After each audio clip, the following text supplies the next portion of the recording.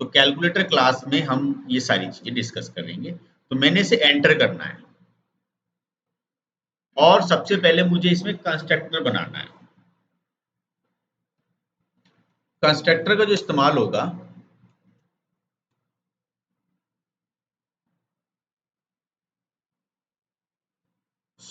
Initialisation के लिए यहां पर ध्यान रहे इनिट का मतलब होता है ये कंस्ट्रक्टर होता है। मैं कमेंट भी लिख रहा हूं साथ के साथ, constructor use to initialise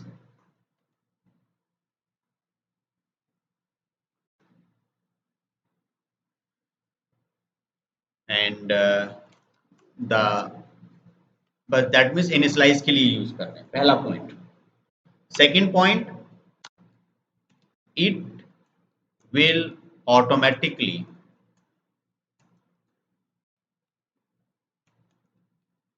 load when you create the object of class। तो जैसे ही कंस्ट्रक्टर जो है अपने आप चल जाता है जैसे ही आप क्लास का एक ऑब्जेक्ट क्रिएट करो। ठीक है, आपने कंस्ट्रक्टर के बारे में बताया, इसकी एक्चुअल वर्किंग भी देखेंगे। तो मैं इस कंस्ट्रक्टर में कुछ नहीं कर रहा, खाली एक मैसेज लगवा रहा हूं और लिखता हूं यहां से कि ऑब्जेक्ट बनाने के बाद जैसे मैंने इस पर्टिकुलर फंक्शन को कॉल किया तो आप देख सकते हो जो इनिट के नाम से जो कंस्ट्रक्टर था वो ऑटोमेटिकली क्या हुआ, आपका कॉल हो गया। तो मैंने यहां पर यही बात लिखी कि when you create the object, ये ऑटोमेटिकली क्या होगा, लोड हो जाएगा। लेकिन इनिशियलाइज किस के पॉइंट ऑफ व्यू से हम यूज कर रहे हैं, चलिए इसके बारे में भी डिस्कस करते हैं। अगर ये चाहते हो कि सर मैं इसका कोई ऑब्जेक्ट ना बनाऊं, इसको मैं कमेंट कर दूं और फिर आप इसको एग्जीक्यूट करोगे तो आपकी क्लास लोड ही नहीं हुई। तो क्लास को लोड करने के लिए हमें किसकी जरूरत है, ऑब्जेक्ट।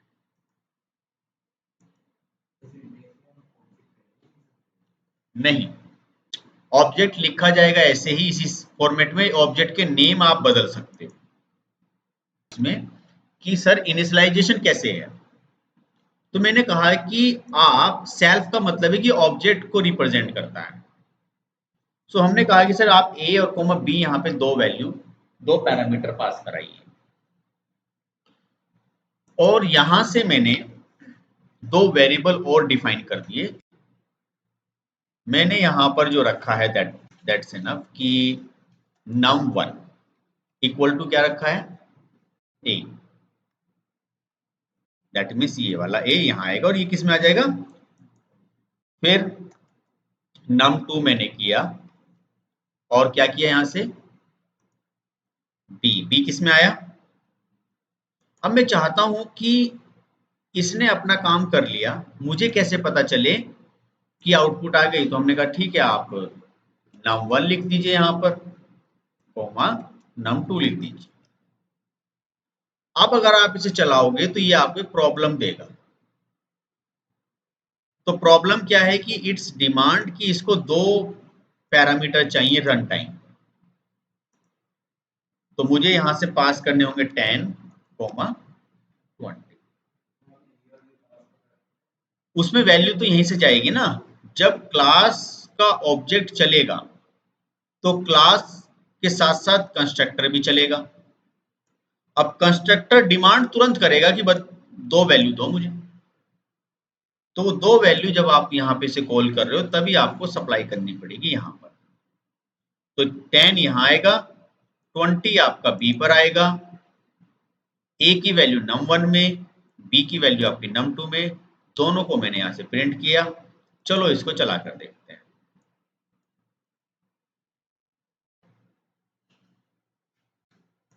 इसको हटा देता हूं। सर एक फंक्शन बनाइए यहां से डेफ एडिशन, और ये जो फंक्शन बनेगा बाय डिफॉल्ट, कौन सा फंक्शन बनेगा आपका, इंस्टांस। ये सेल्फ इंस्टांस को रिप्रेजेंट करता है।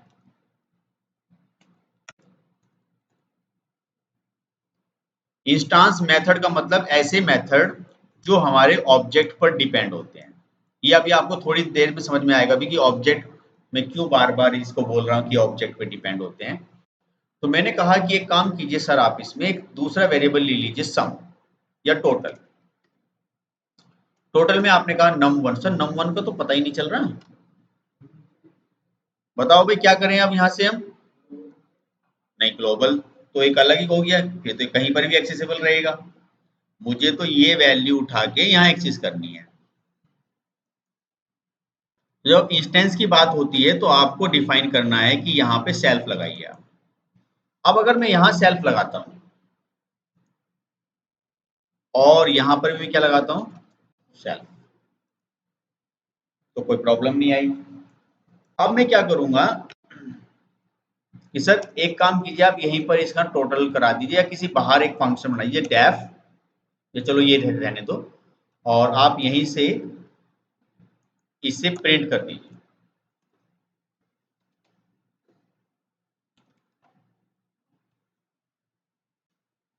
अब होगा क्या, देखिए जरा ध्यान से, इंडेंटेशन का ध्यान रखना बहुत बारीकी से।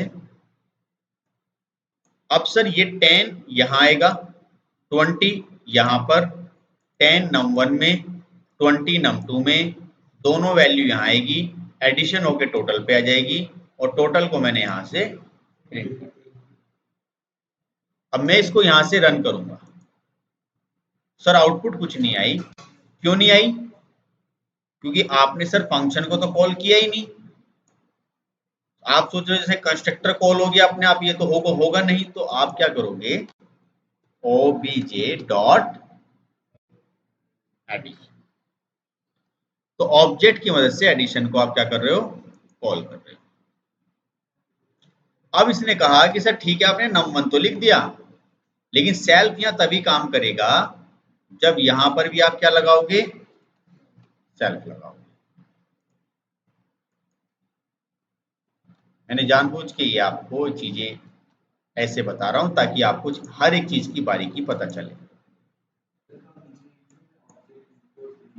देखो बात 30 लाने की नहीं है, बात है इसमें, अभी ना क्वेश्चन ये है कि अगर यूजर से इनपुट लेनी हो तो मैं यहाँ पे लूंगा। पहले क्या करेंगे हम, यहाँ से हम करते हैं सर, यहाँ से n1 इंटीजर टाइप कास्ट कर दो। क्या कर रहे हो आप, इनपुट, क्या एंटर फर्स्ट नंबर। फिर दूसरा n इंटीजर में टाइप कास्ट, क्या,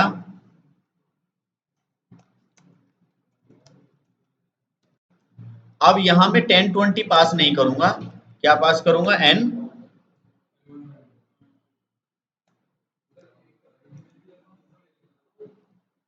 इवैल। वो हाँ, वो भी ले सकते हैं, वो दोनों पे काम करता है। तो मैंने यहां से दिया 50, फिर क्या प्रोवाइड किया, तो चॉइस आ गई मेरे पास। जितनी बार मैं इसको चलाऊंगा उतनी बार मैं अपनी चॉइस के अकॉर्डिंग कुछ अलग वैल्यू प्रोवाइड करूंगा। अगर हम यहाँ पे सेकंड फंक्शन बनाते हैं, डेफ मल्टीप्लाई, और मैं इन दोनों नंबर को यहाँ से, मुझे ये भी टोटल ऐसे करने की जरूरत नहीं है, मैं डायरेक्टली यहीं पे क्या करता हूँ, प्रिंट लगा देता हूँ और लिख देता हूँ कि लाइक टोटल इज, ये ऐसे सही रहेगा। और यहाँ से भी मैं ऐसे ही करूँगा कि print multiply is self dot num1,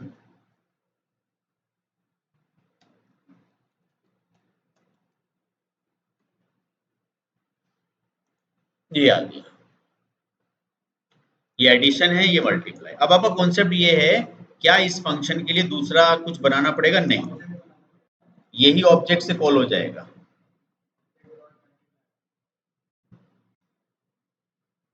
जब आप एक बार वैल्यू सप्लाई करोगे यहां से, जैसे आपने कहा आपके 40 और यहां से किया आपके आपने 5, तो पहले तो ये आपको करेगा 45 एडिशन, और मल्टीप्लाई कितना हो गया 200।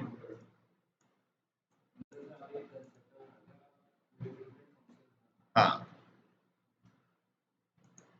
तो क्वेश्चन यहाँ पर ये है कि मल्टीपल वैल्यू सप्लाई करके कैसे उसका टोटल किया जाए क्लासेस के अंदर। तो चलिए करते हैं। सबसे पहले मैंने जो ये कोड बनाया है, क्वेश्चन यहाँ पर ये है how to pass multiple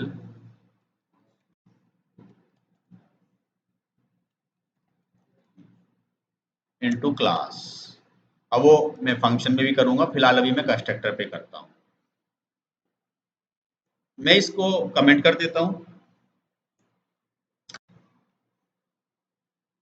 again एक क्लास बना लेते हैं फिर, और क्लास यहां से है मार्क्स के नाम से। फिर समझे एक बार अगर किसी को कुछ प्रॉब्लम आई हो समझने में। फिर मैंने क्लास में एक डेफ लिया इनिट, और अब मैं मल्टीपल के लिए यहाँ पर स्टार ARGS का इस्तेमाल कर रहा हूँ। सबसे पहले मैं इसे प्रिंट ही करूंगा, अभी कोई टोटल नहीं कर रहा। ARGS, और मैं यहाँ पर एक ऑब्जेक्ट बना रहा हूँ OB के नाम से मार्क्स का। अब एक बात का ध्यान आप जरूर रखें, अब जैसे आप इसको चलाओगे तुरंत ये बहुत सारी वैल्यू की डिमांड कर सकता है। तो मैं इसको चला के देख रहा हूँ। तो क्या आया, बिल्कुल ब्लैंक, भाई आपने कुछ दिया ही नहीं। मैंने इसको सडनली कहा कि ये लो, मैंने 5 और 6 और 7 ये 3 वैल्यू पास कर दी। अब आपने कहा कि नहीं मैंने तो ज्यादा वैल्यू सप्लाई कर दी।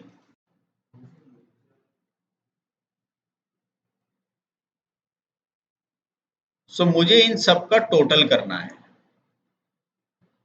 तो टोटल करने के लिए सबसे अच्छा तरीका तो यही है कि सर यहीं से सम कर दो। सम एक एग्रीगेट फंक्शन होता है।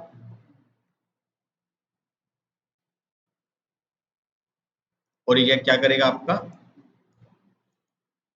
नहीं तो लूप बना के आपको ट्रेवर्स करना पड़ेगा। अगर लूप से ट्रेवर्स करना है इसका मतलब क्या है कि सर आप पहले एक ऐड रख लो, उसकी वैल्यू क्या 0 फॉर ए इन आर्क्स, और ऐड इक्वल ऐड प्लस ए।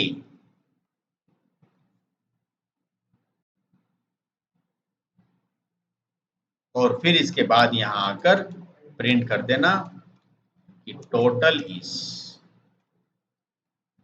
सारी वैल्यू क्या की इसमें आ गई, क्यों आई कि आर्क्स के अंदर सारी वैल्यू है तो एक एक करके रीड होगी, और 0 प्लस इस तरीके से वैल्यू ऐड करता हुआ यहाँ पे वो रिप्लेस करता रहेगा, और लास्ट में जो टोटल वैल्यू आएगी। और यहाँ पे मैं लिख देता हूँ कि लाइक टोटल विथ